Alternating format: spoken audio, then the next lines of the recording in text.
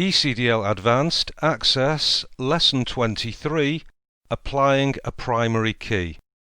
So this is the beginning of Section 4, in which we're going to be discussing relationships. In this lesson we're going to discuss primary keys, and then we're going to move on to applying and modifying different types of relationship, query-related tables, understanding joins, applying referential integrity, updating and deleting related records, and also working with sub-data sheets. Okay, so let's start with applying primary keys. When creating relational databases which use more than one table, it's important to be able to uniquely identify individual records in a table if they're to be referenced from another table. Records are usually identified by specifying a field in the table which contains unique data for each record, for example a serial number, a product number, an identification number. This is then defined as the primary key. Use of a primary key prevents duplication of records in a table and also allows sorting and querying to be performed more efficiently. It also enables the linking of tables. Okay, so let's open the customer computers database, and then let's open the computers table. Let's view this table in Design View, and before we move on, just make sure the Design tab is selected.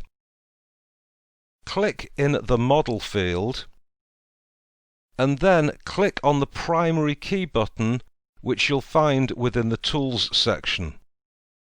The primary key is applied to the Model field. Notice in the field properties that the indexed property is set to Yes, No Duplicates. This means that there can be no duplicate model in any two records within this table.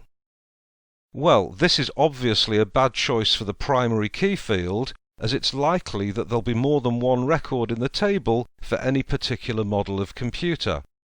So, click on the serial number field and click on the primary key button again. Serial number is now designated as the primary key field. This is an ideal choice, as a serial number is a unique identifier for any particular computer. Note that when serial number was selected as the primary key, the indicator was automatically removed from the model field. Okay, at that point, let's save and close the table.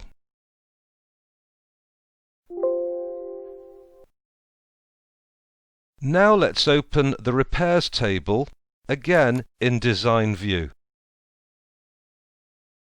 A primary key is already applied to the job number field. Notice that the repairs table also contains the computer serial number field. But on this table it's not necessarily unique. There may be several repair jobs for the same computer. A primary key is just a special index for a table. If we click on the Indexes button, which again can be found on the Design tab, we'll be able to view the primary key information. The index properties show that a primary key field is unique and that Ignore Nulls is set to No.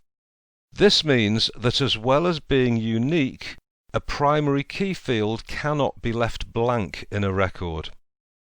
Okay, let's close the Indexes window and the Repairs table,